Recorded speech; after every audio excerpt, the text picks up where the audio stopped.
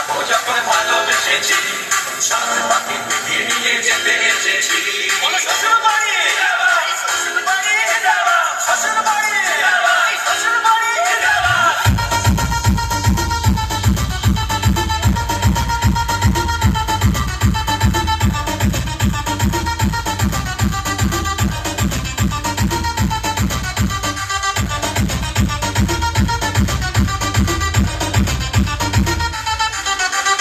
DJ Sidoy Remix, Salvo Lise.